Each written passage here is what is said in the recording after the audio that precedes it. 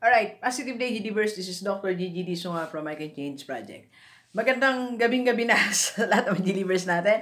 And sa first time po tayo mapanood sa YouTube channel, thank you very much. Please subscribe, click mo na po yan, Doc GG Sunga. It's already 10:30 PM ngayong gabi Pero bago tayo mag-retire, magpahinga sa, wow, bagong-bagong, yun po yung bed ko, bagong-bagong palit ni nanay ko.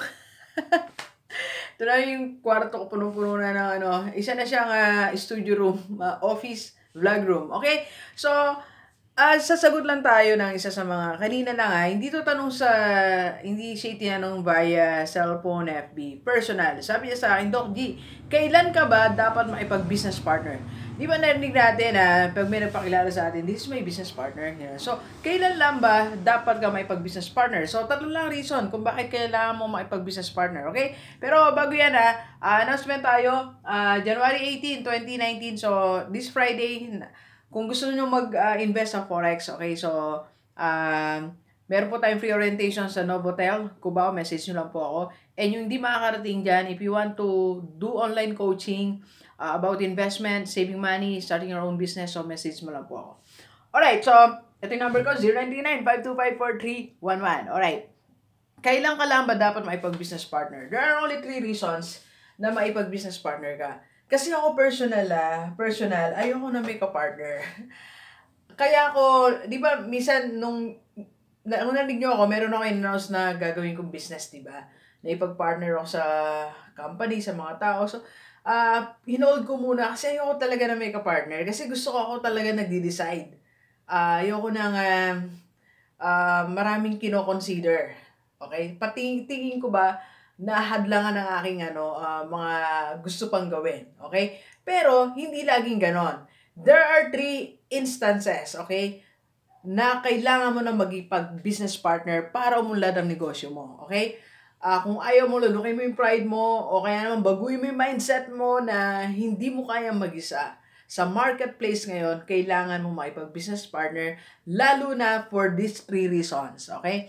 Kaya ako, open na ako for business partner. Yung mga gusto makipag-business sa akin, meron kayong gustong business, advertise ko, iba-vlog ko, pwede natin gawin. Okay? Alright, so, eto yan, 3 reasons. Okay?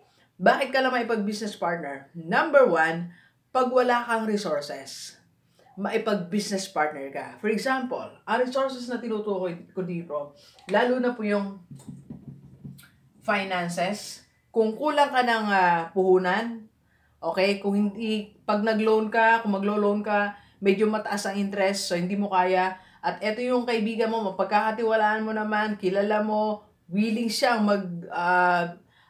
maglabas ng pera, mag-business partner kayo, that's okay. Alright?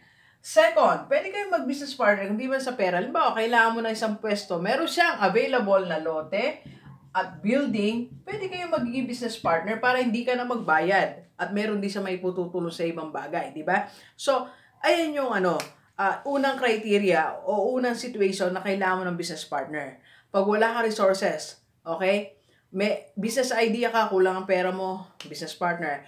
Meron kang idea, alam mo kung paano patakbuhin, wala ka namang lugar, and yet eto, meron nagpapa-rent, pero libre na lang, mag-partner kayong dalawa, magsosyo kayo, mag-usap na lang kayo, terms on how to be a partner. Pwedeng, pag business partner, hindi naman, it doesn't mean na pantay kayo ng ng hati, di ba? So, nasa pag-uusap nyo po yun, alright? So, yan yung unang criteria, pag wala kang resources. Pangalawa, okay, kailan ka lang makikipag-business partner, okay? Alright, so eto.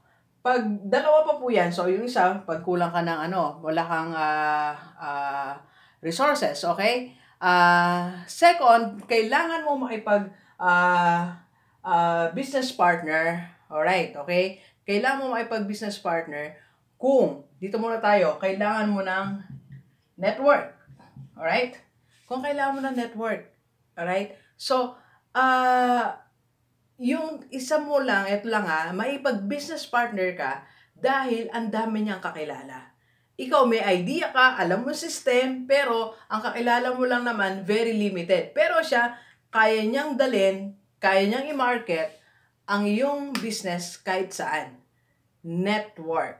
Okay? So, pwede kang makipag-partner. Kaya minsan marami na ipag-business partner sa akin kasi yung negosyo nila, kaya ko siyang i-advertise. So, pagka-partner mo ako sa negosyo, libre na yung marketing. Di ba? Kaya ang dami din po nagsasabit ng proposal sa akin.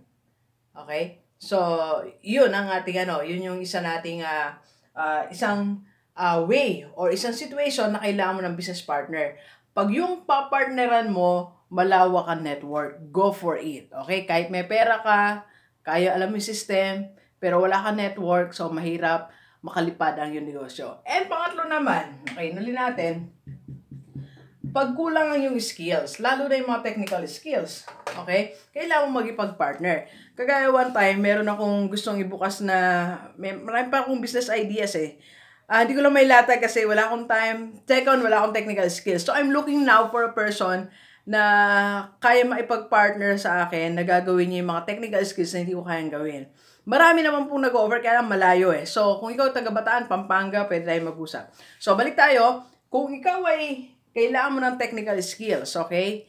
Meron kang pera, malawak din network mo, hindi mo naman kayang gawin, that's exactly my dilemma. Yan ang problema ko ngayon. Ang dami kong gustong gawin, may resources naman tayo, may network ako, pero minsan wala akong technical skills, kaya kailangan maipag-business partner ako. Ikaw din, kailangan mo maipag-business partner pag wala kang technical skills. Okay? So, G-Leavers, doon sa mga nagtatanong, dapat ka ba maipag-business partner? Tatlo lang ang situation na pwede ka. Resources, skills, and network. Okay? So, please share this video sa lahat ng kaibigan natin para matulungan din natin sila kailan sila magdedesisyon na dapat may business partner sila. Okay? And by the way, so yung gusto mag-business ng Unified products and services, so loading po yan, hotel booking, ticketing, message mo ko, and front row, front row and MJ7 side job, message mo ko kung paano po. Okay, so thank you very much, G-Leavers. Enjoy the rest of the day and let's go, let's go.